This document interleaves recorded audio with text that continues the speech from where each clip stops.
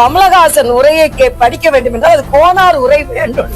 நாம கோனார் உரை வச்சுதான் தெளிவுரை படிச்சா மட்டும்தான் அவரோட அறிக்கையும் சரி பேச்சும் சரி பேச முடியும். அதாவது திமுக சில தப்புகள் செய்யுங்க, மன்னிக்க முடியாத தப்பு செய்யும். அதுல கமலஹாசன் அங்க அனுப்புறது மிகப்பெரிய தப்பு. தெரியாத வசனங்களை தப்பு தப்பாக பேசி கைத்தட்டு வாங்குறேன்னு சொல்லிட்டு அங்க போய் டிராமா போட்டுட்டு இருக்காருங்க.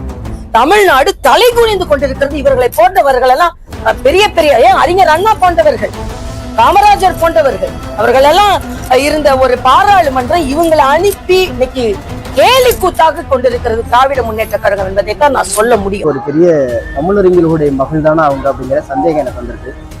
ஏன்னா எப்படி ஒரு அழகான ஒரு தமிழ், ஒரு அழுத்தமான தமிழ் புரியலைன்னா ஒருவேளை எனக்கு ஐயா குமரி ஆனந்தன் மீது மிகப்பெரிய மரியாதை உண்டு, அவருடைய தமிழ் மீது உண்டு, ஏன் தமிழிசை அக்கா மீது கூட எனக்கு பெரிய மரியாதை உண்டு. ஆனால் அவங்க தற்கால அரசியலில் தன்னை நிலைநிறுத்திக்கிறதுக்காக வேண்டி ஏதோ பேசுறதுக்காண்டி உளறிட்டாங்கன்னு நினைக்கிறேன். நீங்கள் அதெல்லாம் விட்டுட்டு பாருங்க, தமிழா பாருங்க, மொழியா பாருங்க, உங்கள் மண்ணை சார்ந்த உரிமைக்காக ஒருத்தர் குரல் கொடுத்துருக்காரு, அதை பாருங்க. அதுதான் உங்களுடைய உயரத்துக்கு நல்லது. நீங்கள் ஏதோ விமர்சனம் பண்ணணும், இன்னைக்கு ட்ரெண்டிங்கில் இருக்கணும் நீங்கள் நினைக்காதீங்கிறது தான் என்னுடைய தாழ்மையான வேண்டும்.